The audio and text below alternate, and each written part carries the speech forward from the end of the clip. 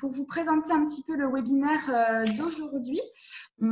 C'est un webinaire avec des assistantes sociales du service social de la CPAM Gironde, donc Emmanuelle Montaille et Catherine Bopigny Bongiro, que je salue. Merci beaucoup à vous deux d'être présentes aujourd'hui.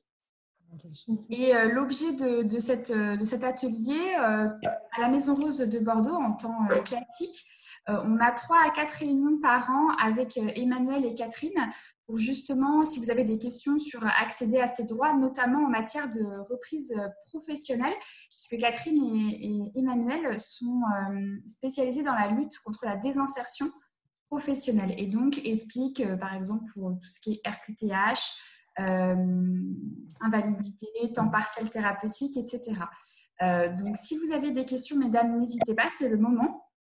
Vous avez une conversation où vous pouvez vous saisir. Je vois que Sylvie nous salue. Bonjour, bonjour Sylvie. Et vous avez un petit bouton Q&R en bas de votre écran. Vous pouvez poser vos questions. Donc, n'hésitez pas de poser vos questions, de partager, nous faire part de vos témoignages. Moi, je vais poser quelques questions déjà pour un petit peu lancer le webinaire, des questions que j'entends souvent à la Maison Rose de Bordeaux. Pour celles qui ne me connaissent pas, je suis chargée de mission à la Maison Rose de Bordeaux qui est portée par Rose Up Association. Alors, souvent, on a la question, Catherine et Emmanuelle, qu'est-ce que la RQTH et comment je peux l'obtenir? Je t'en prie, Catherine. Vaste question. Oui, nous, on souhaitait quand même, puisque nous sommes assistantes sociales auprès de la CARSAT, présenter un petit peu notre service et nos missions. En premier temps, ça ne va pas prendre très longtemps, mais bon, c'est ce qui justifie notre présence et notre intervention cet après-midi auprès de la Maison Rose. Et après, on se fera un plaisir de répondre à toutes les questions donc, des participants et participantes. Et le questionnement, bien évidemment, sur la RQTH. Je vous laisse présenter votre service, du coup, Emmanuelle et Catherine. Oui, on va le faire rapidement. Donc, on voulait présenter, donc, nous, on intervient dans le cadre de l'assurance retraite et de l'assurance maladie. Voilà, l'assurance retraite pour préparer, verser les retraites et accompagner les retraités. Et dans le cadre de l'assurance maladie pour accompagner les personnes en situation de fragilité et notamment dans un service de l'assurance maladie, c'est-à-dire le service de risque professionnel, coordonner la prévention des risques pour les entreprises dont les salariés relèvent du régime général. Voilà, c'était succinct, c'est pour vous placer le contexte. On intervient dans le cadre de 5 grands axes au niveau du service social de l'assurance maladie. On va vous les présenter très rapidement et on finira évidemment par l'axe sur la prévention de la désinsertion professionnelle et on rebondira sur la question de la RQTH. Catherine, tu veux peut-être présenter les axes? Oui, alors donc l'axe, le premier, c'est l'axe sécurisé des parcours de santé que l'on travaille en collaboration avec les caisses primaires dans le cadre de l'accès aux soins par le repérage des personnes ayant renoncé aux soins. Ensuite, on intervient donc dans l'axe stabiliser le retour à domicile. Donc, c'est tout ce qui concerne l'aide au retour à domicile des personnes hospitalisées. On a aussi l'axe agir pour le bien vieillir, c'est-à-dire accompagner les personnes en situation de fragilité au moment du passage à la retraite et un axe de prévention et de promotion de la santé. Et donc, le dernier axe, l'axe le plus important, ou du moins dans notre service en ce moment, c'est la prévention de la désinsertion professionnelle. Alors, on va rebondir sur la RQTH. La RQTH, qu'est-ce que c'est? Alors, RQTH, souvent on utilise des sigles. On va peut-être rappeler ce que ça veut dire. C'est la reconnaissance de la qualité de travailleurs avec un handicap. Donc, la RQTH, qu'est-ce que c'est? C'est attribué par la Maison départementale des personnes handicapées, la MDPH. Et souvent, quand on a une problématique de santé et que dans le cadre de son parcours, on doit réinventer un petit peu son devenir professionnel, il est intéressant de constituer un dossier de RQTH pour justement permettre à la personne qui a eu une problématique de santé intégrer dans son parcours d'insertion professionnelle de façon à ce qu'on prenne en considération la qualité de travailleur, mais aussi le handicap, c'est-à-dire que cette reconnaissance permet vraiment de pouvoir, un petit peu dans le cadre de son travail, essayer de trouver une harmonie entre sa problématique de santé et son devenir professionnel. Alors, ce n'est pas donné à vie, hein, bien évidemment, c'est donné sur une période donnée. Et ça permet, c'est un outil qui permet de rebondir ou d'accéder à des projets de reconversion professionnelle, des projets de formation, d'être aussi dans le cadre de certains financeurs, de pouvoir bénéficier d'aides financières pour des projets de reconversion professionnelle. Donc voilà, c'est un dossier qui est téléchargeable sur, dans le cadre de la Gironde sur l'onglet MDPH 33 formulaire. Il y a une partie bien évidemment médicale à faire compléter par son médecin traitant.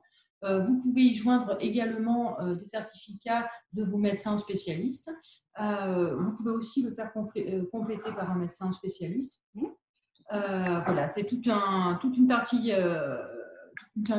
certificat médical qui nécessite justement d'avoir un éclairage sur votre problématique de santé.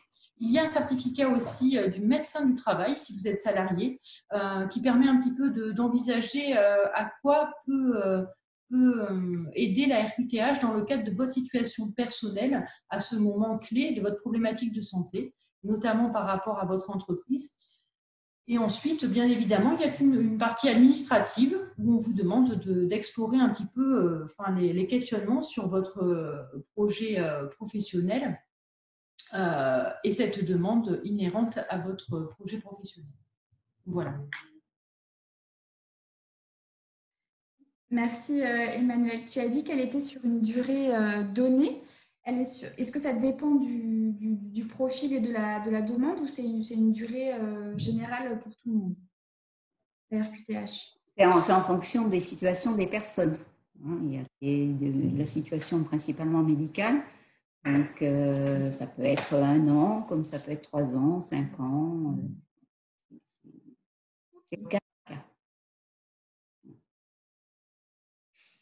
Est-ce que quand on fait une demande de renouvellement pour la RQTH, est-ce que c'est quelque chose est-ce que c'est le même dossier ou est-ce qu'il y a juste des pièces à renvoyer ou il faut recompléter le dossier une nouvelle fois? Oui. Les personnes doivent recompléter le dossier au complet. Parce que la situation a pu évoluer au cours du temps, aussi bien au niveau médical que dans l'environnement de la personne. D'accord. Donc, même si c'est un renouvellement de prestations, quelle qu'elle soit auprès de la MDPH, le dossier doit être complété en entier. Ensuite, moi j'ai parfois souvent des questions qui remontent pour les personnes qui préparent leur reprise professionnelle suite à un cancer. On accompagne les femmes touchées par un cancer. Sur le médecin du travail. Donc, on parle beaucoup de l'importance de la visite de pré-reprise Tout à fait. Du médecin du travail. Est-ce que vous pouvez peut-être nous en parler un peu plus de cette visite? Donc, ça fait partie de notre axe prévention de la désinsertion professionnelle, donc qui est un axe réservé aux assurés en arrêt maladie et pour lesquels on sait qu'il va y avoir une difficulté à la reprise, soit au poste, soit au travail. Donc, notre rôle, c'est de favoriser le retour dans les meilleures conditions pour ces assurés, aussi bien dans l'entreprise qu'un poste aménagé ou dans un autre contexte de travail. Donc, on travaille beaucoup avec le médecin du travail, quand la personne a un contrat de travail et que l'on sait qu'il y a un médecin du travail qui intervient et qui est référent auprès de l'entreprise. Donc, la visite de pré-reprise, elle peut être sollicitée soit par l'assuré, soit par le médecin conseil, soit elle peut en être discutée avec les médecins qui suivent l'assuré. Et cette visite de pré-reprise, donc, permet déjà de faire un peu un état des lieux de la situation professionnelle et de savoir comment peut être envisagée une reprise à moyen ou plus long terme. Hein. Donc, c'est de préparer un petit peu cette reprise en accord avec eh bien, le médecin du travail et par la suite voir aussi avec l'employeur si les conditions et les restrictions ou les modifications de poste ou d'aménagement de poste sont compatibles avec, avec la vie dans l'entreprise. Les décisions, elles sont aussi échangées avec le médecin traitant, avec le médecin conseil, pour qu'il y ait une prise en charge globale de la situation de la personne par rapport à son problème de reprise d'activité. Donc, c'est une période très importante et pour laquelle on sollicite très souvent les assurés et qu'on conseille très souvent aux assurés de solliciter cette visite de pré-reprise pour ne pas se retrouver en difficulté au moment où effectivement il y aura une reprise effective. C'est ça. Souvent, on a des personnes qui nous demandent comment elles peuvent contacter directement le médecin du travail quand ça ne passe pas par l'entreprise dans laquelle on va reprendre ou la structure dans laquelle on va reprendre. Si pour une visite de pré-reprise, comment on peut contacter directement le médecin du travail? Alors, généralement, le médecin du travail, si vous l'avez, voilà, si vous avez peut-être rencontré le médecin du travail, il vous a donné un petit document où il y a ses coordonnées. Sinon, vous pouvez également contacter l'employeur qui doit vous remettre les coordonnées du médecin du travail. Et bien évidemment, vous êtes à même, de façon personnelle, à pouvoir le contacter pendant l'arrêt de travail pour solliciter à votre initiative une visite de pré-reprise, comme l'indiquait Catherine tout à l'heure. D'accord. Alors, il y a des dispositifs aussi, d'autres dispositifs qui existent par rapport à la reprise d'activité. Il y a la reprise à temps partiel thérapeutique. Ouais. Ça, c'est quelque chose que beaucoup de nos adhérentes, en tout cas de ladies qui viennent nous voir à la Maison Rose Bordeaux, connaissent. Est-ce que peut-être vous pouvez un peu plus nous en parler parce que ça peut rester un peu flou pour certaines. Alors, le temps partiel thérapeutique donc, concerne les salariés en arrêt maladie ou éventuellement maintenant, depuis un peu plus d'un an, une prescription directe en temps partiel thérapeutique peut être faite par le médecin traitant. Avant, il fallait un délai de 3 jours d'arrêt maladie pour ensuite pouvoir rebondir sur un temps partiel thérapeutique. Maintenant, dès le premier jour, le médecin traitant peut prescrire un temps partiel thérapeutique. Donc, c'est un dispositif qui permet donc à un salarié étant en poste de travail de pouvoir reprendre à son poste à temps partiel. Donc, ce temps partiel est à négocier avec le médecin du travail sur les conditions, sur le temps de travail, les jours de travail, sur les conditions éventuellement d'aménagement de poste si c'est nécessaire. Donc, voilà, c'est une collaboration étroite entre le salarié et le médecin du travail qui prend une part très importante dans ce dispositif. Et bien sûr, il faut qu'il y ait l'accord de l'employeur. Donc, la rémunération, c'est donc la personne, le salarié en temps partiel thérapeutique, donc perçoit un salaire pour la partie de travail.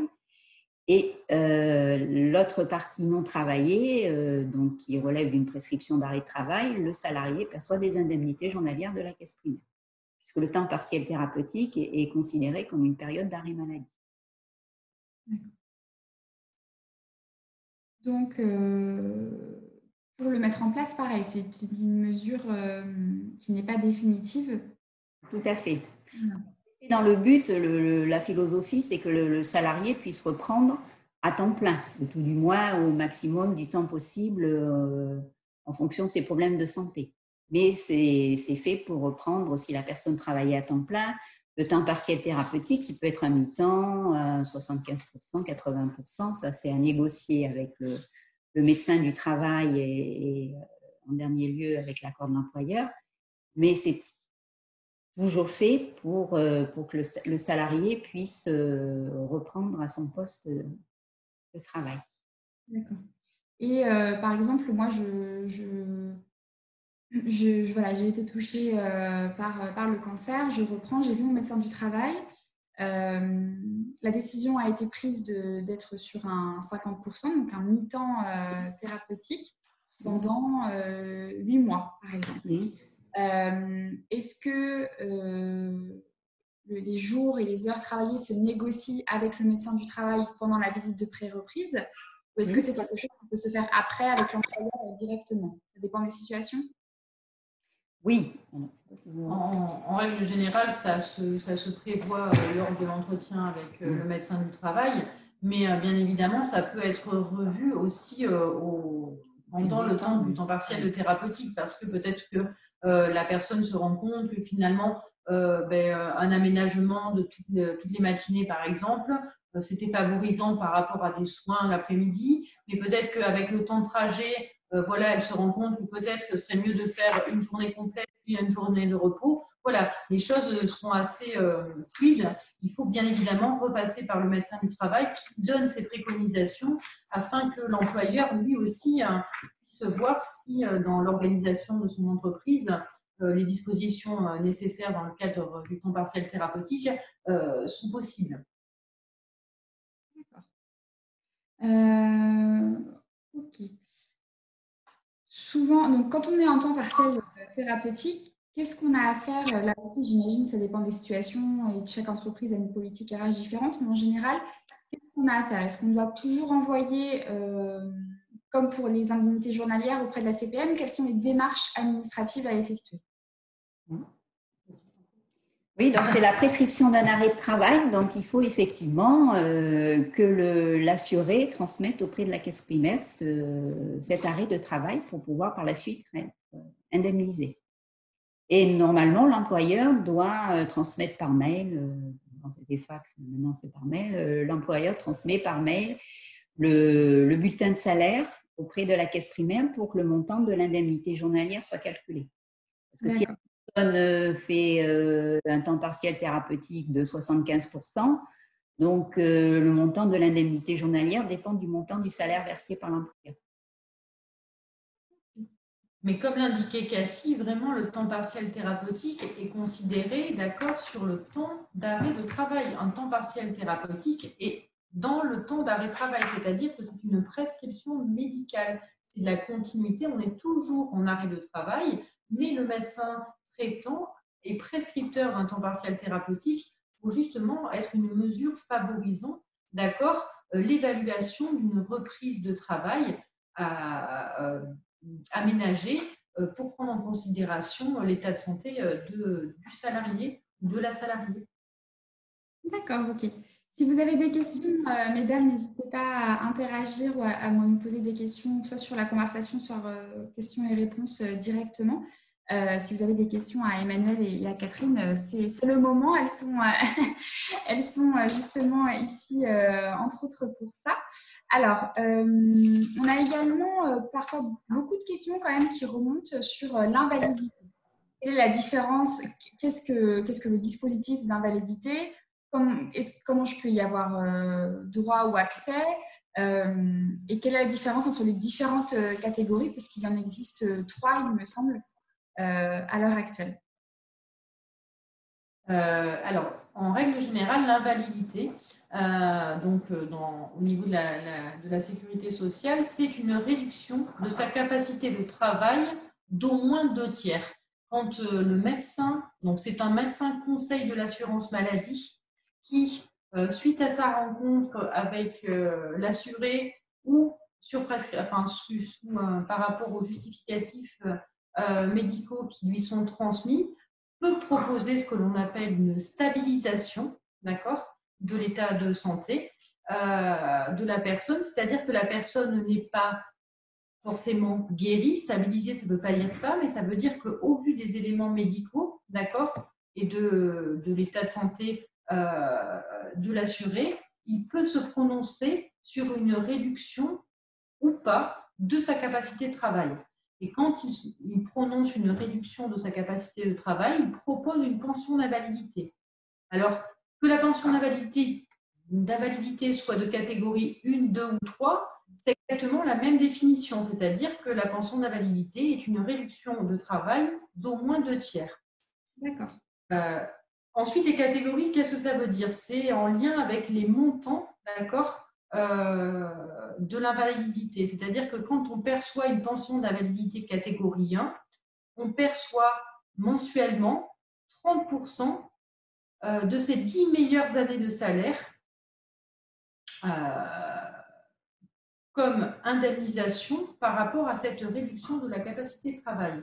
Quand on est en pension d'invalidité catégorie 2, on perçoit 50%, d'accord, de son salaire calculé sur les 10 meilleures années, d'accord, en brut, de façon mensuelle. Et en catégorie 3, c'est la catégorie 2 avec ce qu'on appelle une majoration tierce personne, c'est-à-dire une somme de plus de 1 000 € supplémentaires pour pouvoir indemniser une tierce personne dans le cadre de la réduction d'autonomie de la personne malade. Voilà. Donc, oui, et donc la pension d'invalidité, la personne peut travailler. Quoi qu'il arrive, ce n'est pas une interdiction, entre guillemets, de travailler. Il y a beaucoup de personnes pour lesquelles l'attribution de la pension d'invalidité permet d'envisager donc un devenir professionnel et pouvoir avoir accès à un poste de travail plus léger dans le sens où il va travailler à temps partiel, puisqu'il aura en compensation une pension d'invalidité qui lui permettra de pouvoir se projeter sur un poste de travail à mi-temps, 3/4 temps. Donc, l'attribution de la pension d'invalidité, quelle que soit la catégorie, n'empêche pas le salarié, s'il le souhaite, de pouvoir avoir accès au monde du travail. Au contraire, ça peut être très aidant pour une réinsertion professionnelle. D'accord. Dans le cadre d'ancien au poste, soit dans le cadre d'envisager une autre fonction. Comme la RQTH, c'est un dispositif qui ne dure pas éternellement, qui est dans… Alors, la pension d'invalidité est toujours provisoire. Elle peut être revue à tout moment, soit par l'assuré et son médecin, soit par le médecin conseil, parce que l'état de santé a évolué, changé, en bien, en moins bien. Mais c'est toujours provisoire. Quoi qu'il arrive, c'est pas quelque chose qui… Mais il n'y a pas de… Autant la RQTH est attribuée pour 1 an, 3 ans, 5 ans, autant la pension d'invalidité, il n'y a pas cette notion de délai et de temps. D'accord. Mais c'est un dispositif important pour des personnes dans le cadre de la reconversion professionnelle ou de maintien au poste. Oui, bien sûr. La réduction de la capacité de travail, ça ne veut pas dire une incapacité de travail. C'est une réduction de la capacité de travail. Donc, justement, c'est fait pour articuler une activité salariée en prenant en considération la réduction de la capacité de travail de façon financière par l'indemnisation d'une pension d'invalidité qui complétera des ressources d'une activité salariée. Alors, on a une question de Sylvie. Bonjour Sylvie. Alors, Sylvie demande pour le prêt relais, donc le remboursement du prêt de la banque en continu. Lorsqu'on est en mi-temps thérapeutique, en temps partiel thérapeutique, est-ce que le remboursement de prêt de la banque continue alors qu'on est en temps partiel thérapeutique et donc toujours en arrêt maladie, en arrêt de travail?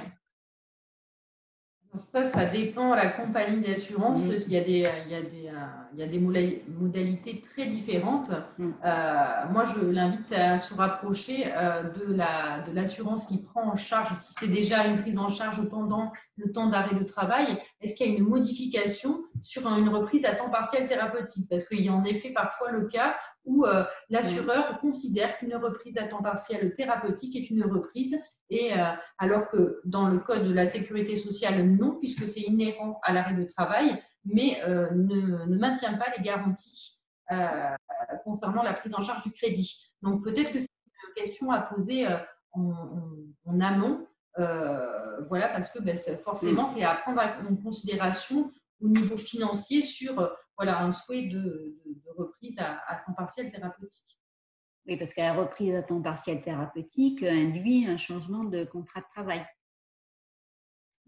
Puisqu'il y a un temps de travail qui est en général moindre, donc un changement de contrat de travail. Donc, ce qui veut dire que la personne a un contrat de travail.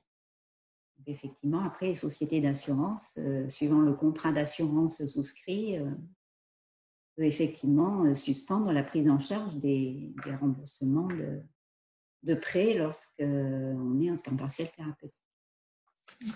Se rapprocher directement, voir dans les modalités de l'assurance et si ce n'est pas marqué. Voilà, reprendre les termes du contrat d'assurance pour voir effectivement, ça doit être indiqué, quoi qu'il arrive, alors peut-être pas en très gros, mais au moins en minuscule, la prise en charge, dans quelles conditions la prise en charge du prêt, des différents prêts peut être faite dans le cadre du temps partiel thérapeutique. Sylvie vous remercie et elle espère que l'assureur sera clair, en tout cas au niveau du moins, oui, c'est ce qu'il faut. Oui. À ce sujet.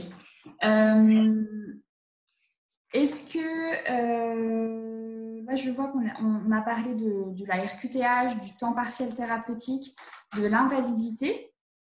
Est-ce que peut-être vous avez parlé tout à l'heure dans votre service, Catherine et Emmanuel, de l'axe retour à domicile. Est-ce que vous pouvez peut-être, alors c'est pas forcément sur la reprise professionnelle, même si ça fait partie, mais est-ce que vous peut-être plus nous en parler? Qu'est-ce qui existe comme dispositif? Qu'est-ce qui peut être fait ou non? Alors, peut-être avant il y avait peut-être aussi laisser encadrer dans le cadre, peut-être pour finir clôturer Oui, tout à fait.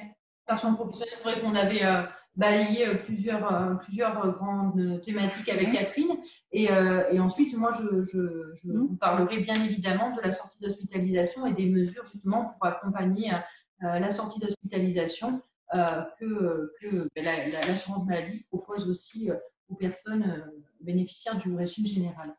Mais peut-être pour clôturer, on avait fait aussi la visite de pré-reprise, les dispositifs aussi de reconversion et notamment l'essai encadré là, qui a été modifié très récemment sur la durée. Donc, voilà, Oui, parce que tout salarié durant la période d'arrêt maladie peut, durant cette période, une fois que l'état de soins, la prédominance des soins est un peu estompée, l'assuré donc peut, durant l'arrêt de travail, envisager de faire une formation, c'est-à-dire ou un bilan de compétences, ou une formation pas trop longue, un essai encadré, ou il existe aussi le CRPE. Donc, faire une formation durant l'arrêt maladie, donc c'est un travail, c'est un cheminement. Les personnes peuvent solliciter le conseiller en évolution professionnelle et durant cette période d'arrêt de travail, envisager de faire un bilan de compétences ou une formation pas trop longue. Pas que ce soit une formation sur 3 ans ou voilà. Avec un financement en règle générale avec le compte CPF. Donc ça, c'est soumis à un accord auprès de la cellule PDP, donc qui est un outil de la caisse primaire qu'on partage avec le service médical administratif, les services de santé au travail et donc le service social. Donc la formation, bilan de compétences encadré, donc qui vient de changer dans le sens où avant c'était 3 jours et maintenant on passe à 2 semaines en jour ouvrable. Voilà, qui permet à une personne de tester donc soit un nouveau poste, soit un poste aménagé dans le cadre du maintien, soit voilà, de pouvoir un petit peu, si la personne est dans un cadre de reconversion professionnelle ou avant de se lancer dans une formation, elle peut auprès d'une entreprise faire cet essai encadré pour avoir une notion un peu plus importante de ce vers quoi elle pense cheminer. Comme s'il y a nécessité d'aménager un poste de travail déjà existant, ça permet aussi de voir un petit peu, d'ajuster les aménagements ou de revoir le projet qui était fait initialement. Donc, ça a beaucoup d'intérêt à être sollicité. Là aussi, ça nécessite une validation de la cellule PDP et ensuite, il y a un bilan qui est présenté à la cellule, de savoir de cet essai encadré, qu'est-ce qu'il en est ressorti pour l'assurer. Alors, Et par exemple, je suis une personne qui a qui a effectué la visite de pré-reprise. On a vu les modalités. Il y a un aménagement de poste qui doit être fait, un aménagement de mission. Est-ce que si je reprends dans la même entreprise où j'étais avant l'arrêt maladie, je peux bénéficier de cet essai encadré pour voir Oui. si la force est si Mm. je peux justement reprendre ces missions-là avec cet aménagement qui a été décidé avec le médecin du travail et l'employeur. Tout à fait. Oui, tout à fait. Alors donc, pour faire une formation à un bilan de compétences, il faut que le médecin du travail ait été sollicité dans le cadre de la visite de pré-reprise et qu'il ait défini une inaptitude à venir lors de la reprise, une inaptitude au poste. Parce qu'autrement, le salarié peut solliciter une formation ou un bilan de compétences comme tout salarié. Oui, comme tout salarié lambda, sans forcément. Voilà, tout à fait. Oui. Là, ça peut se réaliser du fait de l'arrêt maladie, mais parce que la personne sera très certainement inapte à son poste de travail. peut-être, je vais répondre à ton questionnement sur la sortie d'hospitalisation. On n'est pas juste avant de clôturer sur la prévention de la désinsertion professionnelle. Tu parlais de l'axe sur la sortie d'hospitalisation. Voilà les mesures d'accompagnement du service social sur cette temporalité-là, en tout cas. Donc, c'est vrai qu'on travaille en collaboration avec les services sociaux hospitaliers. Souvent, à la sortie d'hospitalisation, l'assistante sociale de l'hôpital peut préconiser en fait des mesures d'aide au retour à domicile, notamment, enfin voilà, au niveau de la caisse primaire d'assurance maladie, ce qu'on appelle des aides au retour à domicile avec une aide ménagère. Donc, elles sont instructeurs de la demande, c'est-à-dire et nous, dès réception, en tout cas, de la notification de prise en charge d'une aide ménagère suite à une sortie d'hospitalisation, nous prenons contact avec la personne de retour à domicile pour faire le point avec elle, si en tout cas c'est en adéquation avec les besoins en lien avec le retour à domicile. Mais aussi toutes les questions qui peuvent se poser sur la continuité du traitement, le retour à domicile, aussi la situation familiale, voilà, s'il y a des enfants, s'il y a des besoins par rapport à de l'accompagnement pour les enfants, etc. Voilà, on fait une évaluation globale, en tout cas, de la situation à la sortie d'hospitalisation, tout en tenant compte des évaluations de nos collègues qui ont été faites pendant la période d'hospitalisation. Donc voilà, cet axe-là, c'est vraiment sur comment articuler au mieux cette sortie d'hospitalisation avec ce retour au domicile en fonction de la pathologie et aussi des problématiques d'autonomie parfois en lien avec le retour à domicile.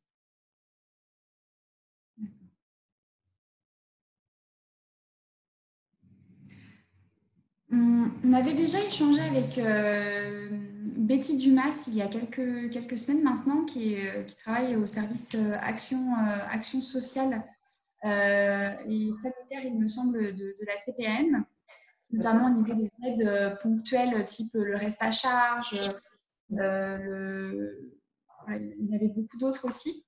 Tout à l'heure, tu as parlé d'un axe renoncement aux soins. Alors, je ne sais pas si on a fait le tour de l'axe pour l'axe d'aide au retour à domicile. En fait, il faut savoir qu'il y a deux types de mesures qui existent, c'est-à-dire des mesures de sortie d'hospitalisation où vraiment c'est très les prises en charge sont très flexibles, très rapides, ce qu'on appelle la FDH. Et puis ensuite, ça laisse le temps, voilà aussi de rencontrer la personne à son domicile pour évaluer les choses de façon, si nécessaire, plus pérenne. Mais en tout cas, à la sortie d'hospitalisation, il peut y avoir comme ça des prises en charge qui sont très très rapides, de façon à ce que la personne puisse revenir à domicile dans les meilleures conditions suite à une hospitalisation. C'est vraiment ce point-là, cette articulation-là, c'est-à-dire que ce qui est travaillé en collaboration avec la caisse primaire d'ailleurs, puisque c'est des mesures d'aide au retour à domicile financée par la Caisse primaire d'assurance maladie, c'est vraiment de faire cette articulation dans le besoin immédiat suite à la sortie d'hospitalisation et ensuite de permettre une évaluation pour la mise en place en fonction de l'évolution voilà, de choses un petit peu plus pérennes. D'accord. Quand tu parles de quelque chose d'assez rapide, ça peut être tout ce qui est les aides ménagères, par exemple? Tout à fait, tout à fait, tout à fait. Aides ménagères, est-ce qu'il y a d'autres aides qu'on peut demander suite à une hospitalisation? Alors souvent, ça dépend aussi de la situation familiale, mais on peut très vite mettre en place aussi des techniciennes d'intervention sociale et familiale de la CAF pour, voilà, pour des accompagnements par rapport aux enfants, des accompagnements à l'école, des choses comme ça en fonction des soins en cours, etc. etc. D'accord. Ça dépend véritablement des besoins de la personne suite à l'hospitalisation et à son retour à domicile. Et puis après, bien évidemment, toute la prise en charge, l'articulation aussi de la prise en charge qui a été faite par le service médical pour voir si tout est bien coordonné de retour à domicile. Ok. Si vous avez des questions, mesdames, n'hésitez pas pour tous ces axes en tout cas ces leviers possibles, que ce soit au niveau de la lutte contre la désinsertion professionnelle ou du retour à domicile. Vous avez tout à l'heure parlé également de l'axe de renoncement aux soins. Est-ce que vous pouvez peut-être nous présenter ou nous en dire un peu plus sur cet axe qui peut parfois ne pas être connu de nos adhérentes en tout cas et qui est très important? En fait, cet axe, c'est vraiment être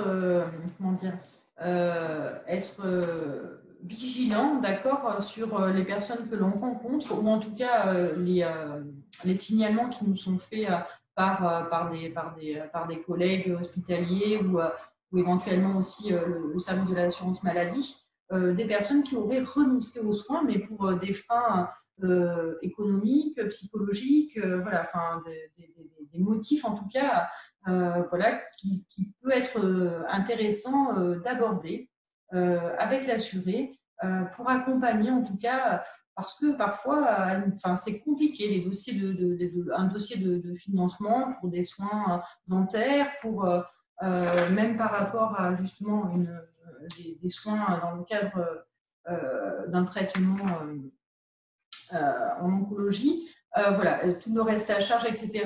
On ne connaît pas éventuellement tous les dispositifs de financement, le reste à charge, etc. Donc c'est vrai que c'est d'aborder avec l'assuré, en tout cas, voilà, ce qui empêcherait en tout cas d'accéder aux soins pour des motifs financiers, mais pas que. Pas que. Il y a aussi, par exemple, voilà, de ne pas pouvoir se rendre parce qu'il n'y a pas la possibilité d'avoir un VSL. Enfin, voilà, c'est vraiment quelque chose de beaucoup plus global sur voilà, qu'est-ce qui empêcherait une personne d'accéder aux soins, voilà, et éviter justement le renoncement parce qu'il y a des freins, mais parfois aussi au niveau du secteur géographique où ce n'est pas desservi, etc. Donc, il y a un service de l'assurance maladie qui s'appelle le service FIDAS, d'accord, et qui accompagne les assurés dans le cadre de ces problématiques-là. Donc souvent, c'est des assurés qui se sont présentés en agence et qui sont orientés par les agents d'accueil de la Caisse primaire d'assurance maladie ou parfois quand ils ont un contact téléphonique ou sur un mail à Mélie via leur compte. Et ça peut être aussi un médecin traitant qui nous le signale. Ça peut être aussi le médecin conseil lors de son entretien pendant un arrêt maladie. Voilà, c'est les orientations par rapport au renoncement aux soins peuvent venir de plusieurs partenaires. En tout cas, c'est de travailler en collaboration avec la Caisse primaire et ce service spécialisé qui est la FIDAS pour accompagner les assurés à ne pas être dans l'évitement des soins ou le renoncement des soins pour des motifs financiers, psychologiques ou géographiques ou matériels. Est-ce que c'est un service que nos adhérentes, ou que chaque femme d'ailleurs, peu importe qu'elle soit adhérente à Rose Up ou pas, est-ce que c'est un service qu'on peut solliciter? Nous, on a beaucoup de témoignages qui remontent à la Maison Rose Bordeaux d'adhérentes qui essayent de solliciter un VSL pour leurs soins, que ce soit chimiothérapie, radiothérapie, même pour leur opération. notamment durant le confinement, et qui n'arrivent pas à trouver de VSL. Et souvent, on leur dit, écoutez, on ne va pas se déplacer, vous habitez en métropole. Alors, certes, vous êtes à la limite de la métropole de Bordeaux, mais en gros, on ne va pas prendre cette course. Qu'est-ce qu'il est possible de faire dans ces cas-là? Que souvent, ces personnes, elles font appel à quelqu'un qu'elles connaissent, à une connaissance qui n'était pas forcément disponible, mais qui se rend disponible pour elles, pour les amener. Ou alors, elles prennent le tram, les transports en commun, en tout cas, ou le bus, pour se rendre dans leur centre de soins. Quand vraiment, il y a une opération ou même un traitement que c'est contre-indiqué pour ces personnes, que ce soit au niveau de leur fragilité, au niveau de la santé ou même leur fatigue, qu'on leur déconseille de prendre les transports en commun, qu'est-ce qui est possible de faire pour elles quand elles ne trouvent pas de VSL sur la métropole de Bordeaux? Ce service accompagne dans ce genre de démarche. D'accord. Alors, ils ont une connaissance du réseau. Ils s'appuient aussi avec la connaissance des médecins généralistes qui interviennent dans le cadre de la personne pour essayer de trouver une solution à ce type de frein. Ça, oui, pour éviter que l'assuré renonce à des soins qui lui sont de première nécessité. Parce que le but, je crois que ça ne s'appelait plus la FIDA, ça a changé de nom. Service d'accompagnement. Oui, alors peut-être qu'il y a un changement de nom. Oui, mais la fonction reste la même et ce service suit l'assuré jusqu'à ce qu'il puisse réaliser les soins dans les meilleures conditions possibles. D'accord. Donc ça, c'est important à savoir aussi pour nos adhérentes et même pour nous en tant que lieu ressource. Le service peut également accompagner, pas à trouver un développement de suite, mais en tout cas à accompagner pour que dans le long terme, la situation soit plus. Oui, parce que la situation, c'est de faire en sorte que les personnes ne renoncent pas à des soins qui leur sont, pour ainsi dire, vitaux pour certains. Donc, c'est très important. Oui. On a justement un témoignage de Sylvie qui nous fait part d'une réflexion. Alors, il y a des soins de type médecine plus alternative, comme la réflexologie, la sophrologie qu'on propose à la Maison Rose de Bordeaux notamment, qui ont démontré leur efficacité dans la gestion de certains effets secondaires en chimiothérapie et radiothérapie. Et voilà, Sylvie se demande pourquoi ils ne sont pas pris en charge toujours pas par l'assurance maladie ou par certaines mutuelles, et que du coup, on y renonce, justement, certaines personnes y renoncent puisqu'elles n'ont pas accès gratuitement. En tout cas, qu'elles ne peuvent pas se déplacer dans des structures telles la Maison Rose ou d'autres structures comme la Ligue qui peuvent proposer ce type de...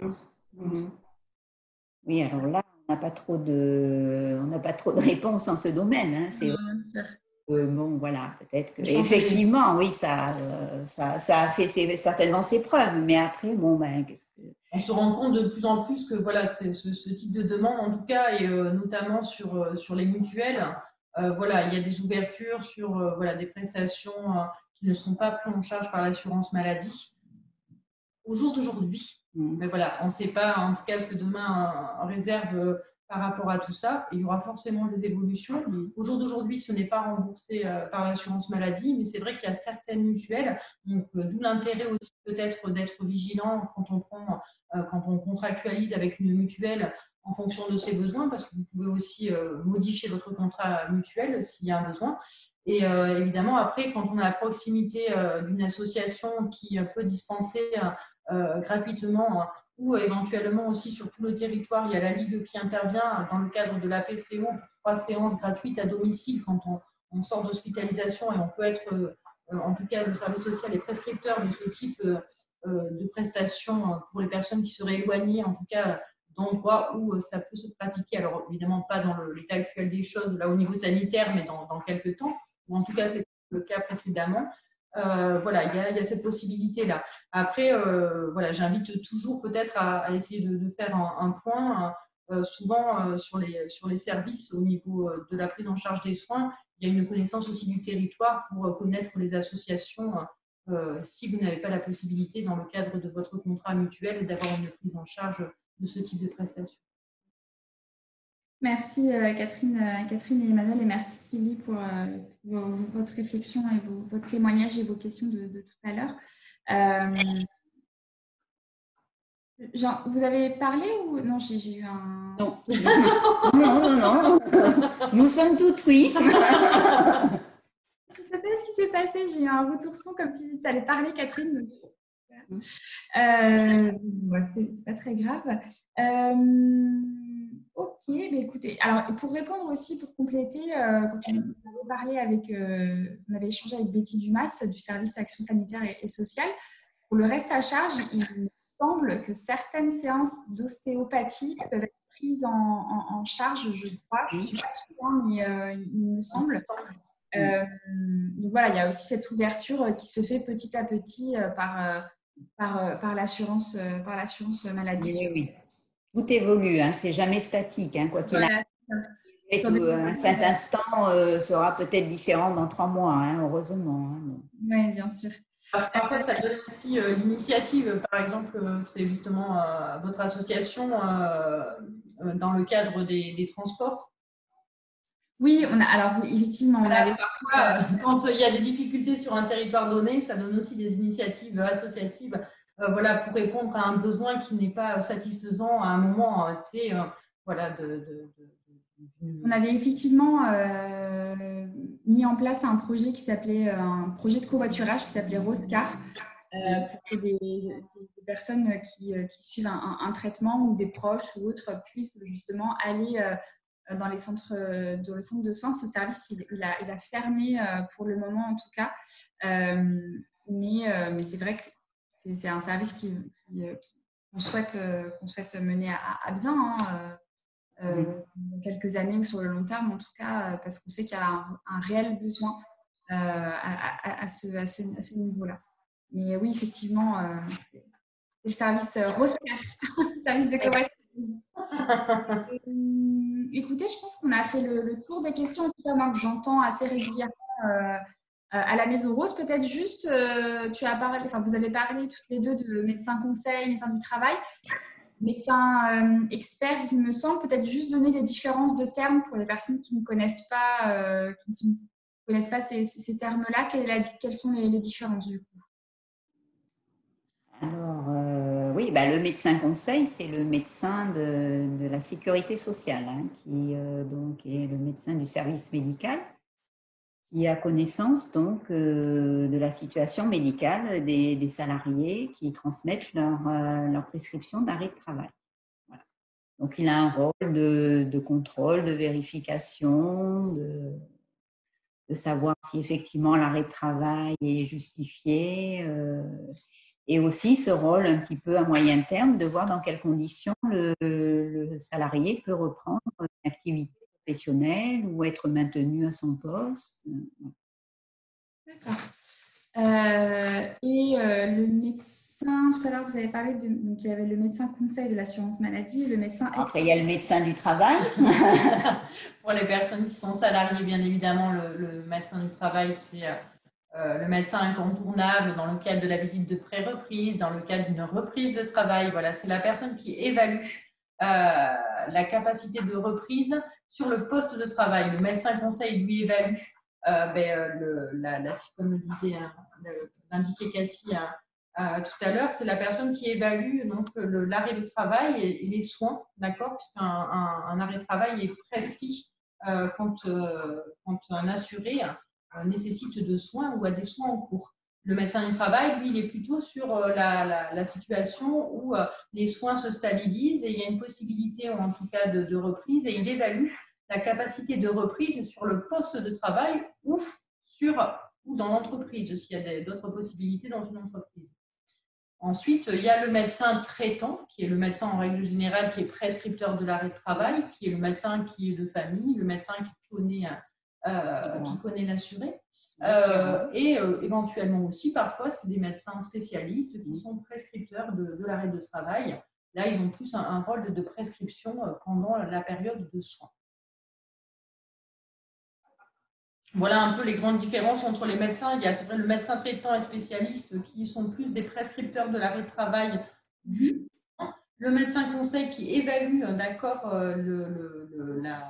la période, l'indemnisation des indemnités journalières parce que l'assuré nécessite de soins. Et ensuite, le médecin du travail qui, lui, a plus ce rôle-là d'articuler la capacité de reprise sur un poste de travail dans une entreprise, d'évaluer les profils de poste qui seraient adaptés en fonction de l'état de santé d'un salarié, d'une salariée.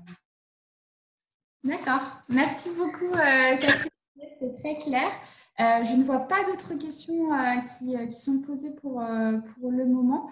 Je vous remercie une nouvelle fois d'avoir répondu présente et de collaborer à nos côtés, que ce soit à la Maison Rose en présentiel ou là à distance via des webinaires.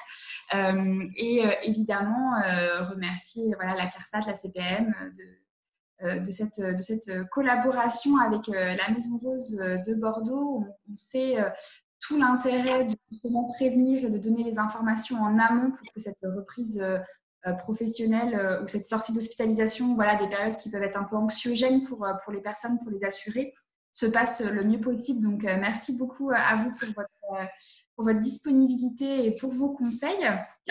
Et, mesdames, je vous invite à suivre notre programmation. On a des webinaires tout l'été qui continuent. Nous avons également des ateliers en petits groupes en plein air, notamment des ateliers d'activité physique adaptée. Sylvie vous remercie. Catherine, tout est beaucoup plus clair maintenant pour elle. Donc, merci beaucoup. Je vous dis à bientôt à toutes les deux, à bientôt à la Maison Rose et à bientôt, mesdames, que ce soit en ligne ou à la Maison Rose pour vous retrouver. Donc, la Maison Rose ouvrira à nouveau le 1er septembre. Merci beaucoup, bonne fin de journée. Merci, au revoir.